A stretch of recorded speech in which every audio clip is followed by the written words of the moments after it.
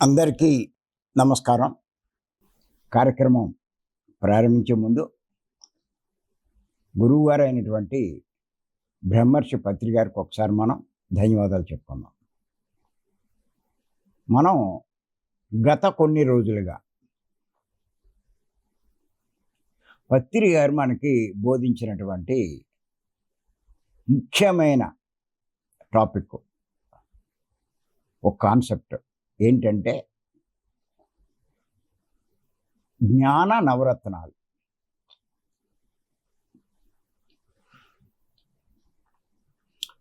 పత్రి గారు చెప్పిన వాటిలో 18 ఆదర్శ సూత్రాలు, జ్ఞాన నవరత్నాలు, ఈ రెండు చాలా చాలా ముఖ్యమైనవి. ఈ రెండు ఆచరిస్తేనే వాడు పిరమిడ్ మాస్టర్ అయినట్టు గుర్తెట్టుకోండి. ఈ రెండిట్లో ఏ లోపం ఉన్నా వాళ్ళు పిరమిడ్ మాస్టర్లు అయినట్టు కాదు. ఇది తెలుసుకోండి ప్రతి ఒక్కళ్ళు. అంచేత వీటిని మళ్ళా చదువుతూ ఉండాలి, మళ్ళా వింటూ ఉండాలి, మళ్ళా అర్థం చేసుకునే ప్రయత్నం చేయాలి, ఆచరించే ప్రయత్నం కూడా చేయాలి.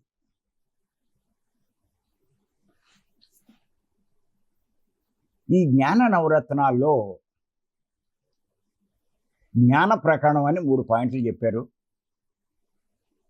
అవి అనుభవంలోకి తెచ్చుకోవాలి అంటే సాధనా ప్రకరణం అని 4 పాయింట్లు చెప్పారు.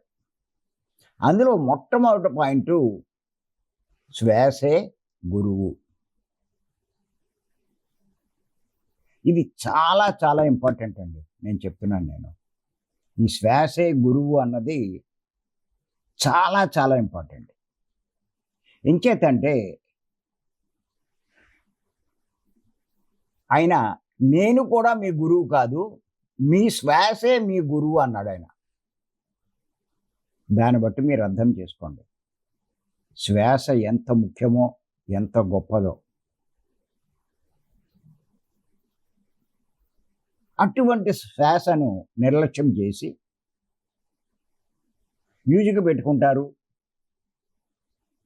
గైడింగ్లు చేస్తూ ఉంటారు, ఓంకారం అంటూ ఉంటారు. ఇలా రకరకాలు చేస్తున్నారు. ఆయన ఏమి ఇంక దేన్ని గురువు అనలేదు, శ్వాసే గురువు.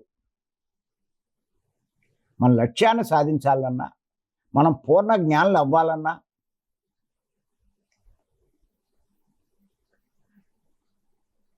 మన కర్మలు దగ్ధం చేసుకోవాలన్నా,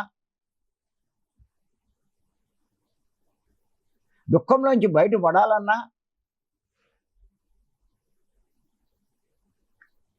పొందవలసిన జ్ఞానానికి కావలసింది శ్వాసను పట్టుకోవడం, అంటే శ్వాస మీద ధ్యాస ఉంచడం. ఇదే చెప్పారు ఆయన. ఎంత స్పష్టంగా చెప్పారు. ఆయన చెప్పింది కొంతవరకు తెలుసుకున్నాం మనం. ఈ శ్వాసే గురువు అన్న దాని మీద ఈరోజు ఇంకొంచెం తెలుసుకుందాం ఆయన చెప్పినటువంటిది. ఆయన ఏమన్నారంటే, మనం ఎంతవరకు వచ్చామంటే శ్వాసే గురువు అన్న ఆ మూల సిద్ధాంతం వరకు మనం వచ్చాం అన్నారు ఆయన.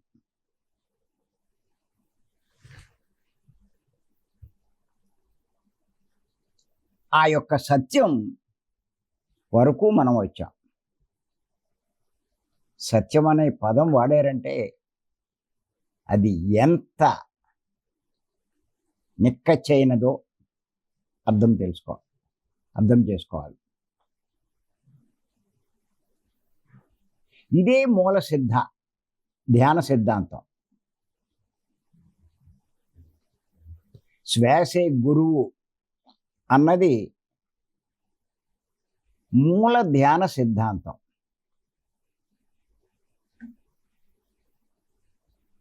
మూలమైన ధ్యాన సిద్ధాంతం, ఒక సిద్ధాంతం మూలమైంది.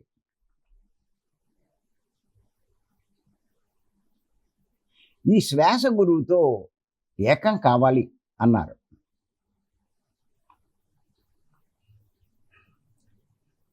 శ్వాస అంటే మీకు తెలుసు, అది ఉచ్ఛ్వాస నిశ్వాస. అంటే గాలి బయటకు వస్తూ ఉంటుంది, లోపలికి వెళ్తూ ఉంటుంది. దాన్నే శ్వాస అంటారు. ఈ ఉచ్ఛ్వాస నిశ్వాసాలనే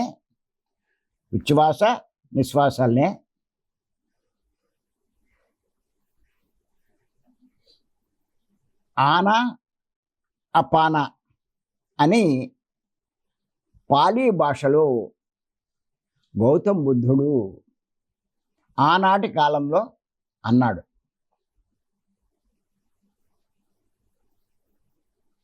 ఎంచేతంటే చూస్తే చాలా సింపుల్గా ఉంది. ఉచ్ఛ్వాస నిశ్వాస ఇది అందరూ చేస్తున్నదే, అనునిత్యం చేస్తున్నదే. దీని శక్తి, దీని గొప్పతనం కానీ ఎవరికీ తెలియట్లా. నిత్యము పీలుస్తూ ఉంటారు, వదులుతూ ఉంటారు. బుద్ధుడికి కూడా మొట్టలో తెలియదు అది. ఎంతోమంది గురువుల దగ్గరికి వెళ్ళాడు. ఇంచుమించు 5-5.5 సంవత్సరాలు ఎవరు ఏది చెప్తే అది చేశాడు. ఏమి చేసినా ఆయన అనుకున్న స్థితి ఆయన పొందలేకపోయాడు. ఇంకా ఆఖరిలో ఎందుకో తెలియకుండా, అనుకోకుండా, మరి ఆ ప్రకృతి ఆయనకి ఆ రకంగా స్ఫురింపజేసిందో ఏంటో తెలియదు, కానీ అప్పుడు తన ఉచ్ఛ్వాస నిశ్వాసాలనే ఆయన గమనించడం మొదలెట్టాడు. ఎప్పుడైతే ఈ ఉచ్ఛ్వాస నిశ్వాసాలని గమనించాడో వెంటనే ఆయన అనుకున్నది సాధించాడు. అదే ఇప్పుడు అందరికీ చెప్పాడైనా. దాన్నే పత్రి గారు మనకి ఇప్పుడు బోధిస్తున్నారు.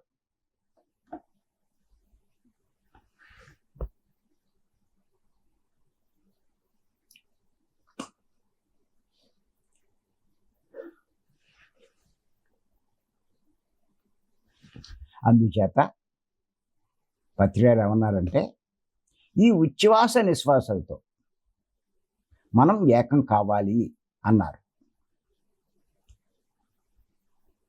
ఆ శ్వాస అన్న గురువుతో తాదాప్యం చెందాలి.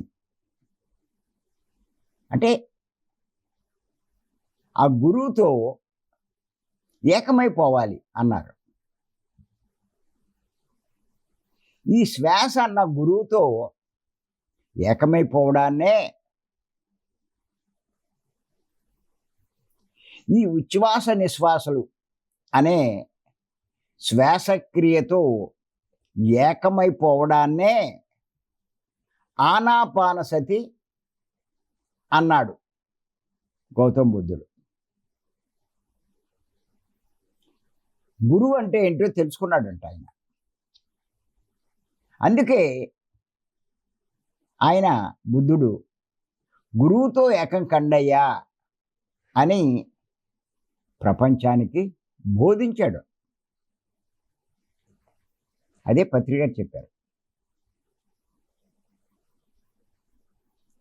ఈ గౌతమ బుద్ధుడు పత్రిక ఇంకేం చెప్పారంటే, గౌతమ బుద్ధుడు ఎంతోమంది గురువుల దగ్గరకు వెళ్ళాడు.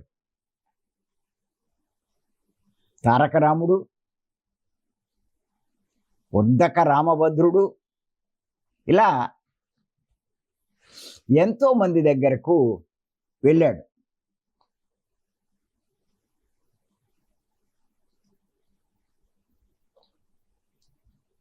వాళ్ళు ఏం చేసేవారంటే ఒకడు మంత్రం గురువు అనేవారంట, ఇంకొకడు ఏమనేవాడంటే నువ్వు ఆహారం లేకుండా ఉండు అనేవారంట, అదే నీకు గురువు అవుతుంది అన్నారంట. ఇంకొకడు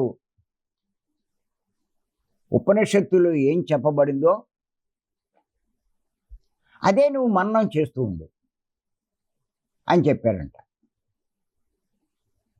మేము ఒకసారి ఋషికేశ్ వెళ్ళినప్పుడు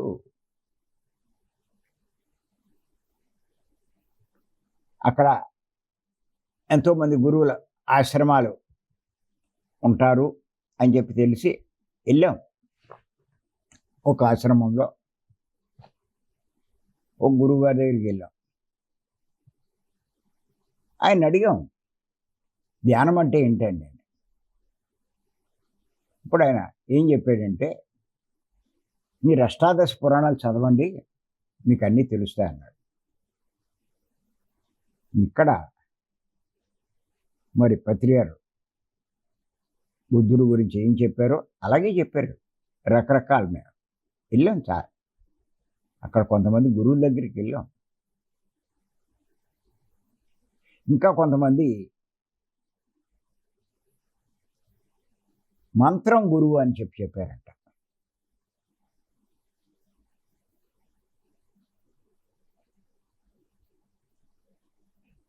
ఇంకొకళ్ళు ఊరికే ఉపనిషత్తులు చెప్పిందే నువ్వు మననం చేస్తూ ఉండు అని ఎన్నో చెప్పేవారంట, ఎన్నెన్నో.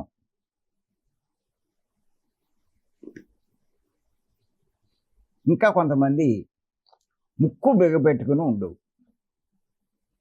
లేకపోతే చక్రాల మీద మనస్సును ఏకాగ్రం చెయ్యి. మనవాళ్ళు కూడా చెప్తున్నారు ఇంకా చక్రాల మీద దృష్టి పెట్టుకోండి. ఇంకా ఏం చెప్పారంటే ఆయనకి బుద్ధుడికి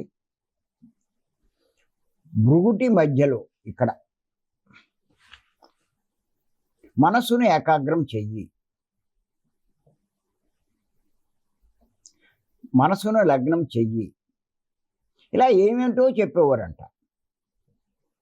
బుద్ధుడు పాపం అన్నీ సిన్సియర్గా చేసేవాడంట. చివరికి ఆయనకు అర్థమైంది అది తప్పు ఇది తప్పు అని తేల్చుకోవడానికి 5.5 సంవత్సరాలు పట్టిందంట. అర్థం చేసుకోండి, అంత గొప్ప స్థాయిలో ఉన్న బుద్ధుడికే ఈ రకరకాల సాధనలు తప్పు అని తెలుసుకోవడానికి 5.5 సంవత్సరాలు పడితే ఇంకా మనోళ్ళకి ఈ రకరకాల సాధనలన్నీ తప్పని తెలుసుకోవాలి అంటే వీళ్ళకి 5.5 జన్మలు పడుతుంది, 5 జన్మలు పడుతుంది నా లెక్క అవుతాయి.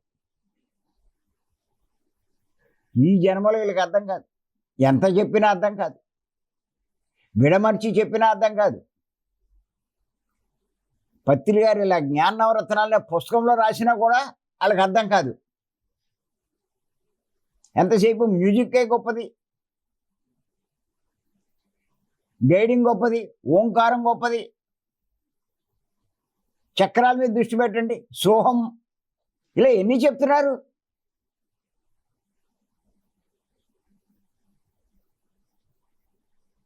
మరి వీళ్ళకి 5.5 సంవత్సరాలు 5 జన్మలు ఖచ్చితంగా పడుతుంది నా లెక్క అవుతాయి. ఆ చేసి చివరికి ఒక్కొక్కటి రాంగు, ఇది తప్పు అది తప్పు అని చెప్పి తెలుసుకున్నాడంట బుద్ధుడు.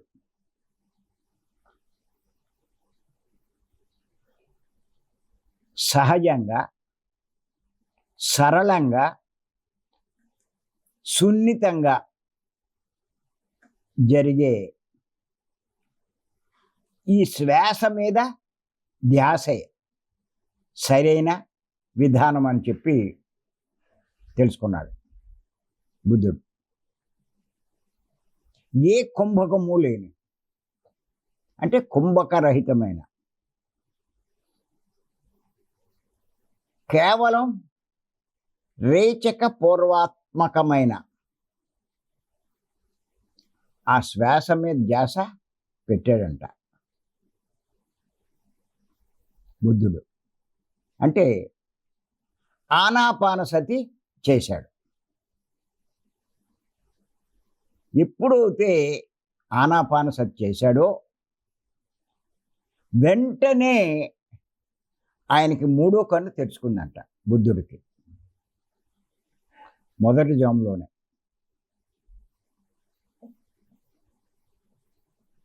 రెండో జాములో ఆ మూడో కన్ను ద్వారా జన్మ పరంపర, కర్మ పరంపర తెలుసుకున్నాడంట బుద్ధుడు.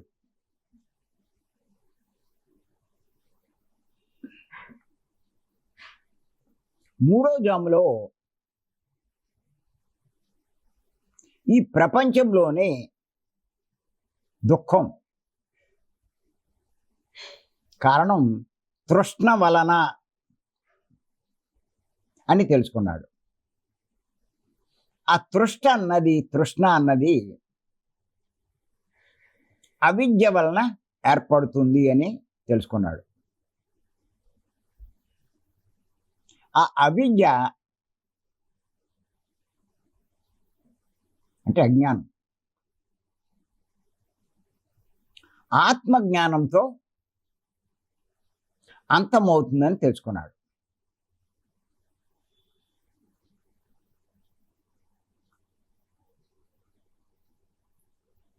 ఆత్మజ్ఞాన సాధనకై అష్టాంగ మార్గాన్ని కనుక్కున్నాడు. అది కనుక్కుని దుఃఖ నివారణకి ఆ ఉపాయాన్ని తెలుసుకున్నాడు.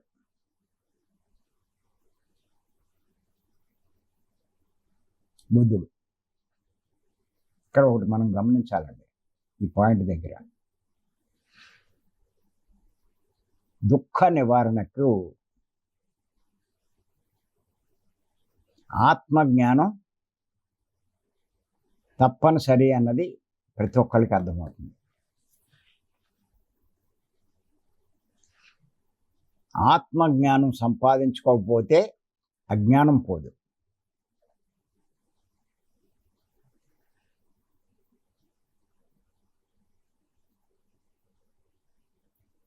నీకు అజ్ఞానం లేకపోతే పనికిరాని కోరికలన్నీ తొలగవు.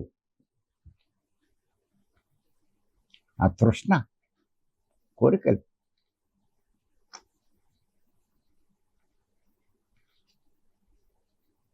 అంచేత పనికిరాని ఈ కోరికలన్నీ అజ్ఞానం వల్లనే ఉద్భవిస్తాయి. ఆ అజ్ఞానం ఎలా పోతుందంటే ఆత్మజ్ఞానంతో. అంచేత ఎవడైనా సరే, బుద్ధుడేంటి కానీ, ఇప్పుడు పత్రికారేంటి కానీ, మనమేంటి కానీ, ఆత్మజ్ఞానం సంపాదించుకోండి అని పదే పదే పదే పదే చెప్తున్నాం. దానికే టాప్ ప్రయారిటీ ఇస్తున్నాం.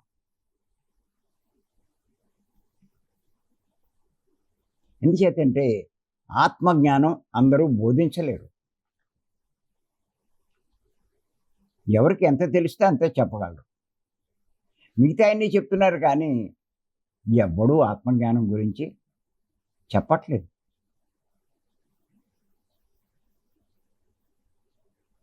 పైగా మనల్ని అంటారు, మీరు అది చెప్పట్లేదు, ఇది చెప్పట్లేదు అంటారు. మిగిలిన విషయాలన్నీ అందరూ చెప్తున్నారు. ఆత్మజ్ఞానమే ఎవరూ చెప్పట్లే. ఎవ్వరూ చెప్పట్లేదు అంటే చెప్పలేక ఆ ఆత్మజ్ఞానాన్నే మనం బోధిస్తున్నాం. గుర్తుపెట్టుకోండి.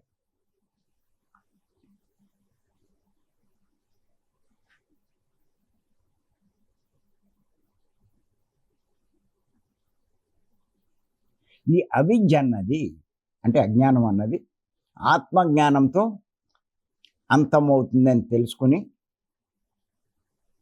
ఆ ఆత్మజ్ఞానం పొందడానికి అష్టాంగ మార్గాన్ని కనుక్కున్నాడు బుద్ధుడు.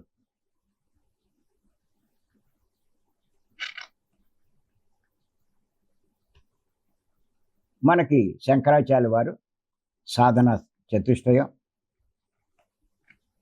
అలాగే వశిష్ఠుల వారు ఆధ్యాత్మిక త్రిరత్నాలు బోధించడం జరిగింది జ్ఞాన సంపాదన.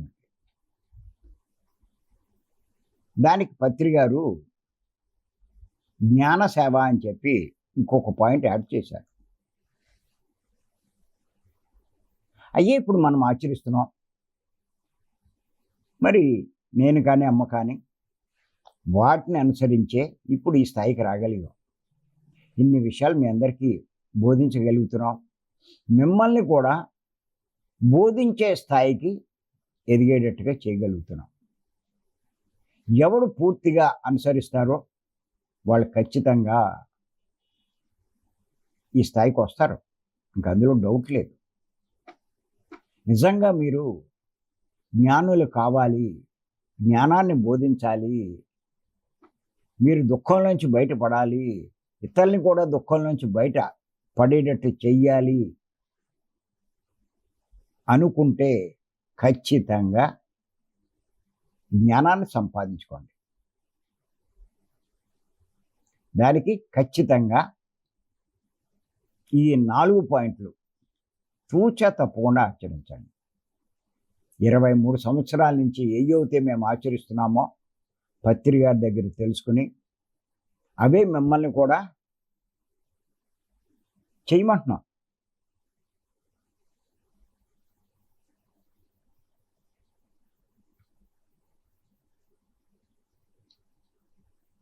సాధన, స్వాధ్యాయం, సాంగత్యం, సేవ, ఈ 4 అలా నిరంతరంగా ఇప్పటికీ మేము ఈ 4 పాటిస్తున్నాం. అయ్యే మీకు చెప్తున్నాం. ఖచ్చితంగా మీరు కూడా ఎంతో ఎదుగుతారండి. జ్ఞాని కంటే గొప్పవాడు ఎవడూ లేడండి. జ్ఞానాన్ని మించిన వాడు ఎవడూ లేడు. ఎన్ని జన్మలెత్తినా చివరకు పొందవలసింది జ్ఞానమే. అదే నేను చెప్పేది. ఎన్ని జన్మలెత్తండి, ఆ జ్ఞానం పూర్ణంగా పొందితేనే జన్మ లేని మోక్షస్థితికి మీరు చేరుకుంటారు.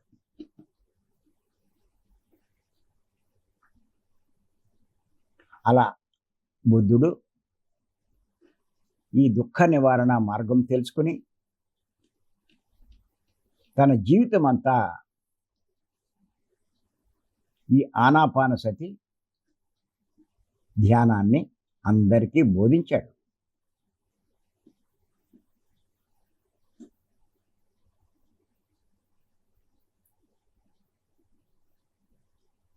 నేను ఈ విధంగా సరళమైన, సున్నితమైన, స్వాభావికమైన శ్వాస మీద ధ్యాస ఉంచాను. ఇంకేది చెయ్యకూడదు. మంత్రం చెప్పుకోకూడదు. రామ రామ అనుకోకూడదు. రాముని విగ్రహం మీద ధ్యాస వద్దు.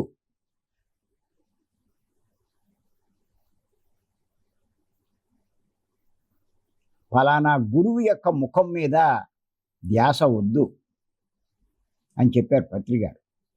ఇంకా ఏం చెప్పారంటే, కళ్ళు చిట్లించి లేకపోతే ఊపిరి బిగపట్టి కుంభకం లాంటివి చేయకూడదు అన్నారు. అలా పత్రి గారు మనకి ఏవేవి చేయకూడదో బుద్ధుడు చెప్పాడు, పత్రి గారు చెప్పారు. ఒక్కటే చేయవలసింది, అదే శ్వాస మీద ధ్యాస, ఆనాపాన సతి. ఎందుకంటే శ్వాస అనేదే గురువు కాబట్టి. ఏమండి, ఇక్కడ మీరు ఒక్కసారి చూడండి, మ్యూజిక్ అనే పదం ఎక్కడైనా వాడారా అసలు పత్రి గారు, ఒక్కసారి గ్రహించండి. మరి మన మాస్టర్లు ఈ జ్ఞాన నవరత్నాలు చదివారు అని నేను అనుకోనుంది. వాళ్ళు చదివితే కాస్త జ్ఞానం ఉంటే ఇది ఎందుకు అర్థం కాదు. అందుకే ఎవడు ఎన్ని చెప్పినా ఇవన్నీ నేను చదివాను కాబట్టి ఎన్నోసార్లు ఈ శ్వాస మీద ధ్యాస అన్నది నేను వదలకపోవడానికి, దాన్నే బోధించడానికి ముఖ్య కారణం. మనమేమి తెలివి తక్కువతనంగా, మనకేం తెలియక అలా చేయట్లేదు. ఇక్కడ మీరు ఒకటి గమనించాలండి. మ్యూజిక్ ఇవన్నీ వద్దు అంటే చాలామంది మాస్టర్లు ఏమంటున్నారంటే, పత్రి గారు చేయించారు కదా అంటారు. కానీ గుర్తుపెట్టుకోండి, పత్రి గారే చాలా స్పష్టంగా చెప్పారు. ఏమని చెప్పారు అంటే, నేను చెప్పింది చెయ్యండి, నేను చేసింది చేయకండి, ఇది చెప్పారు.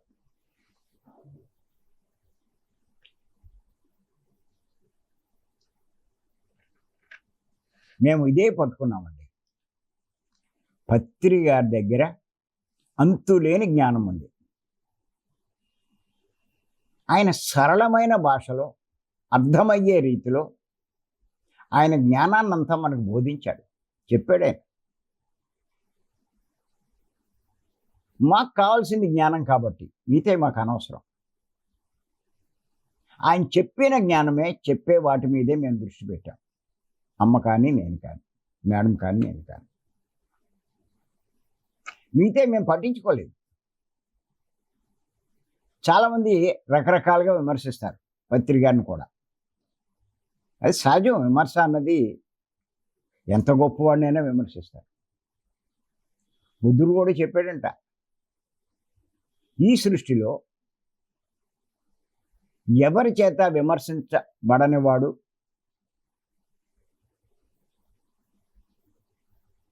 ఇంత ముందు పుట్టలేదంట, ఇప్పుడు లేడు,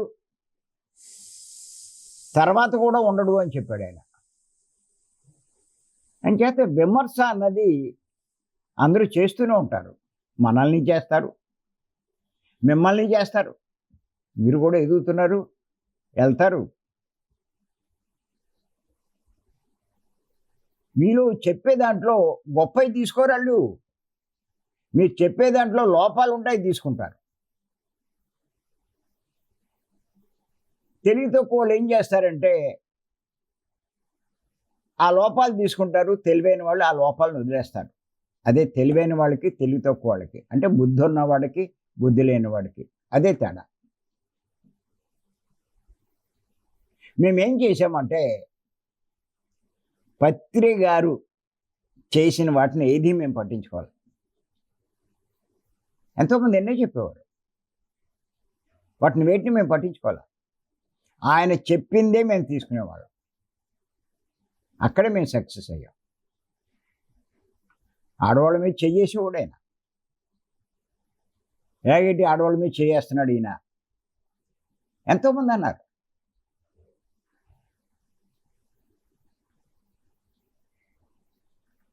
వాళ్ళని తిడతాడేటి అనేవాడు, వాళ్ళని కొడతాడు, వీళ్ళని తిడతాడు, వీడేం గురువు, ఇలా ఎన్నో చెప్పేవారు.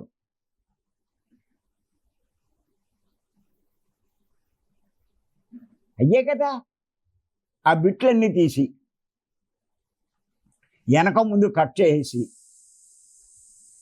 ఆ బిట్టు మటుకు TV9కి ఇచ్చారు. అదేదో కొంపలంటూ పోయినట్టు, ప్రమాదం ముంచుకొచ్చినట్టు ప్రపంచం అంతా వాడు డిస్ప్లే చేశాడు. అంత గొప్ప పని చేస్తున్న, అంత సేవ చేస్తున్నటువంటి అంత గొప్ప విద్య ప్రపంచానికి నేర్పుతున్న పత్రి గారి మీద ఎన్నో అభండాలు వేశారు.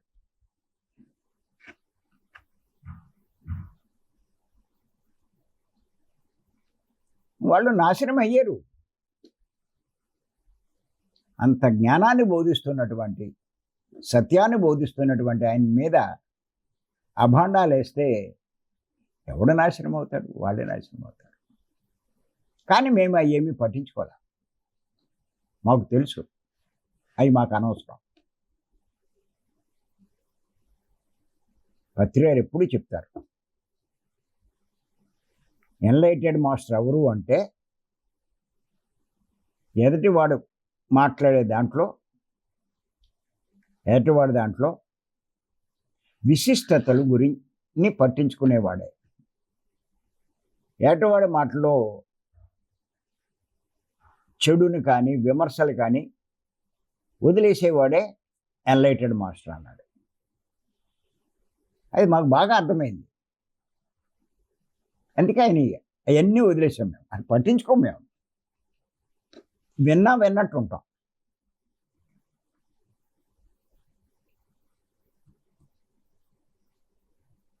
ఒక సద్గురువు దొరికినప్పుడు, సద్గురువు చేష్టలు మీకు ఎందుకండి చేసేవన్నీ? ఆయన బోధించే బోధ, వాటి మీద దృష్టి పెట్టండి. బోధ వదిలేసి చేష్టల మీద దృష్టి పెడితే అసలు ఈడు ఆ గురువు దగ్గరికి ఎందుకు వెళ్ళాడు? నేర్చుకోవడానికి. ఎవరి దగ్గర నేర్చుకోవాలనుకుంటున్నాడో వాడికి నేర్పుతాడు ఈడు. ఆయన ఎలా ఉండాలి, అలా ఉండాలని ఈడు చెప్తే ఆయనకి ఈడు గురువా, ఈడికి ఆయన గురువా? చాలా విచిత్రం ఇది, ఆశ్చర్యం. గురువును కూడా సరి చేసేవాడు ఈడు. ఇంకా ఆయన దగ్గరికి వెళ్ళడం ఎందుకు? వీడికి నచ్చినట్టు వీడు చేసుకోవాలి.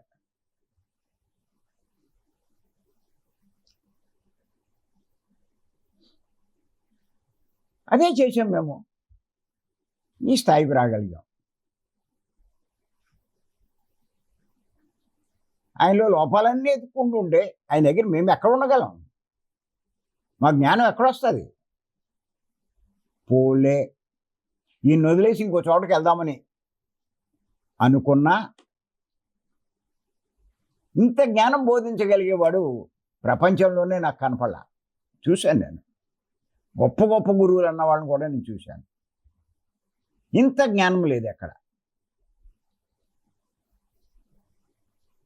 చేత మనకు కావాల్సిన జ్ఞానం కాబట్టి, వారి ప్రవర్తన మనకు అనవసరం కాబట్టి వాటిని వదిలేసి ఇవే పట్టుకునేవాడిని.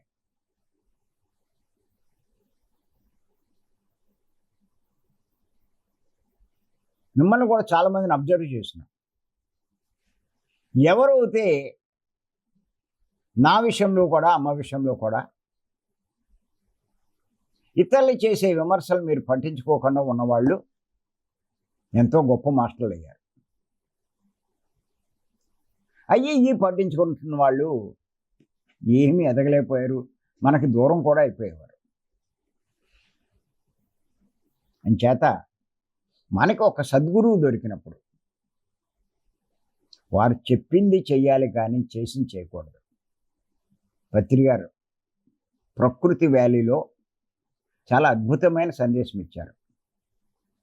నేను చెప్పింది చెయ్యండి, చేసింది చేయకండి అని. అందుకే పత్రి గారు ఇంకేదీ చేయకూడదు, మంత్రం చెప్పుకోకూడదు, రామ అనుకోకూడదు, రాముని విగ్రహం మీద ధ్యాస వద్దు, ఫలానా గురువు యొక్క ముఖం మీద ధ్యాస వద్దు, కళ్ళు చిట్లించి ఊపిరి బిగబెట్టి ఇలాంటివన్నీ చేయకూడదు అని చెప్పారు ఆయన. మీరు చేయవలసింది ఒక్కటే, అదే శ్వాస మీద ధ్యాస, ఆనాపానసతి. ఎందుచేత అంటే శ్వాస అనేదే గురువు. బుద్ధుడు స్పష్టంగా చెప్పాడు, తాను గురువు కాదని. నీలాగా నువ్వు ఉండవు, నీలాగా ఉంటే నీకేం కష్టం?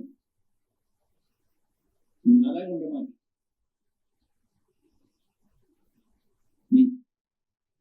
చేసింది చేయకు, నేను చెప్పింది చేయి.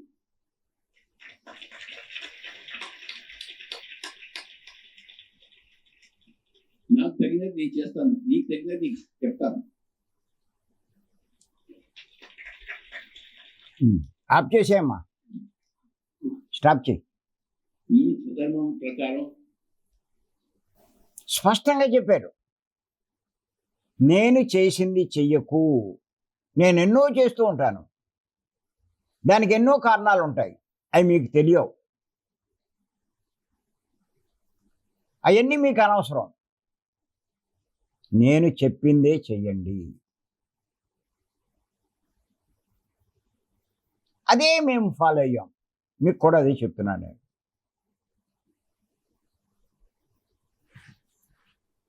ఒక సద్గురువు లభించినప్పుడు ఆయన చెప్పింది మీరు చేసినప్పుడు మీకు తెలియకుండానే మీరు ఎదుగుతారు. ఇంకో విషయం కూడా చెప్పారు పత్రికలు, నేను చేసే దాంట్లో ఏదైనా లోపం ఉంటే దాని ఫలితం నేనే అనుభవిస్తాను. ప్రకృతి ఎవరిని వదిలిపెట్టదని చెప్పారు. ఈ పాయింట్ కూడా నాకు బాగా నచ్చింది. సరే, ఆయన చేసుకున్నది ఆయనే అనిపిస్తాడు, మనకెందుకు దాని గొడవ? మనకు కావాల్సింది ఆయన చెప్పేది. ఆయనకంటే ఇంకెవరు జ్ఞానాన్ని బోధించలేరు అంత సులువుగా అర్థమయ్యే రీతిలో. ఎవరు చెప్పలేదు కూడా. ఎన్నో పుస్తకాలు చదివాను, ఎన్నో సంవత్సరాల పుస్తకాలు చదివాను, ఎన్నో విన్నాను కూడా నేను, కానీ ఇంత క్లియర్గా, క్లారిటీగా ఎవరు చెప్పలేదనే చెప్పాలి. అందుకే ఇంత షార్ట్ పీరియడ్లో ఎన్నో విషయాలు తెలుసుకున్నాను నేను. ఎలా తెలుసుకుంటారు? పోలే కూర్చోబెట్టి బోధించాడా ఆయన ప్రతిరోజు? ఇంకా మనం, అమ్మ కానీ నేను కానీ, మేము బోధిస్తున్నాం ప్రతిరోజు మీకు. ఆ అదృష్టం అప్పుడు లేదు మాకు, ఈ జూమ్లో ఇవి లేవు ఆయన ఉన్నప్పుడు. ఆఖరిలో ఎప్పుడో వచ్చినాయి అంతే. ఆయన మరి ఎన్నో రాష్ట్రాలు తిరగవలసి వచ్చేది, దేశాలు తిరగవలసి వచ్చేది. టైం ఏది? రోజు ఇలా గంటలు గంటలు కూర్చోబెట్టి డౌట్లు క్లియర్ చేయడానికి, దానికి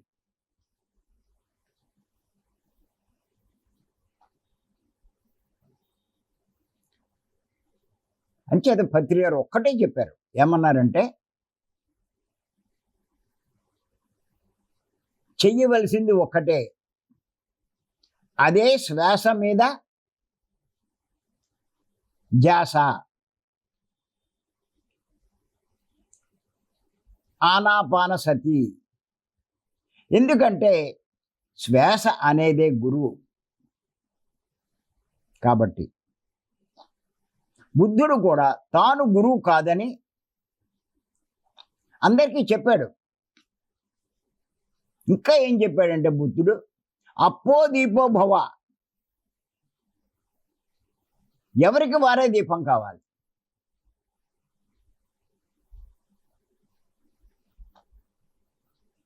నీ ఆత్మదీపాన్ని నువ్వే వెలిగించుకోవాలి అన్నాడు ఆయన.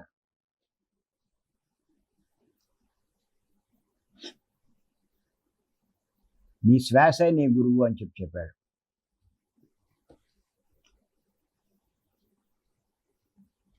అంచేత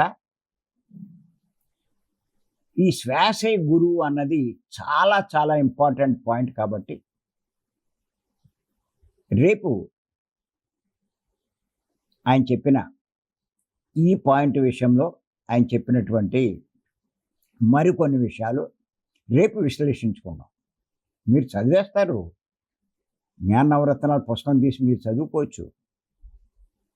దాన్ని మనం ఎంత వివరించుకుంటే అంత బాగా ఎదగడానికి ఆస్కారం ఉంటుంది. సరే, థ్యాంక్ యూ.